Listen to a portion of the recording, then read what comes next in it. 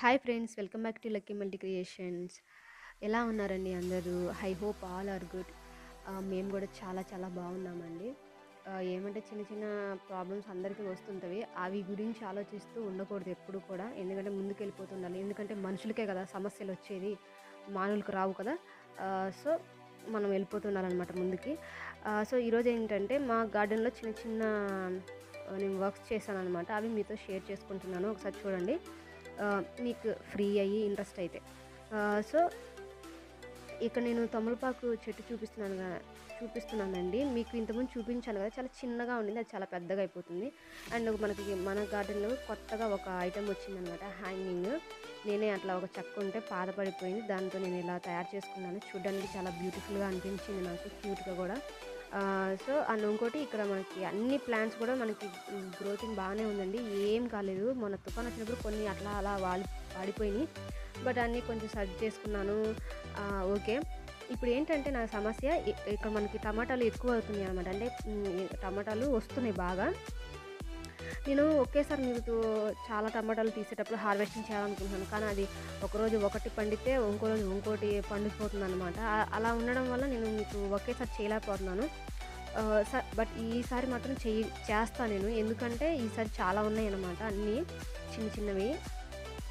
So అవి పండిపోయే లోపల నేను ఖచ్చితంగా ఒక మంచి వీడియో చేయాలనుకుంటున్నాను. ఒక్కసారి బిగ్ హార్వెస్టింగ్ అని పెట్టాలనుకుంటున్నాను, బట్ ఎప్పుడు జరిగిందో తెలియదు అది.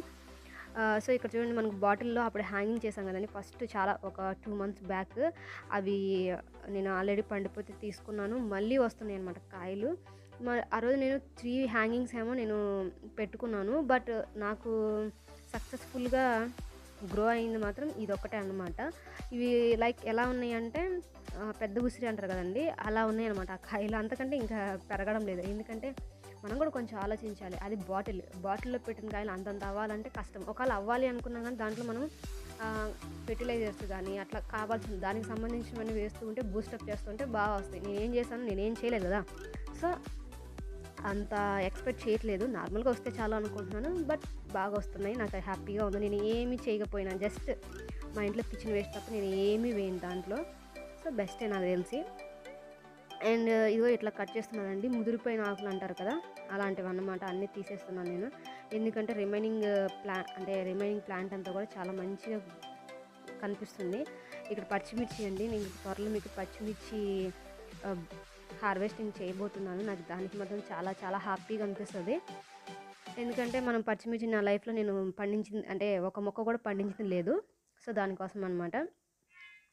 ఇక్కడ కూడా వచ్చేసేసి నేను గోంగూర అండి ఇంతకుముందు తీసుకున్నాను, బట్ ఈసారి అంత బాగా రాలేదు. అండ్ ఏంటో పురుగు వలన ఏమో అంత చండాలం అయిపోతుంది చెట్టు అంతా. అండ్ ఇక్కడ ఆనియన్స్ అనమాట, స్ప్రింగ్ ఆనియన్స్ లాగా చేసుకున్నాను. అవి నేను ఎలా చేశాను ఏంటి అనేది ఇంకొక బ్లాగ్ చేస్తాను నేను, ఇలాంటి మొక్కల కోసం.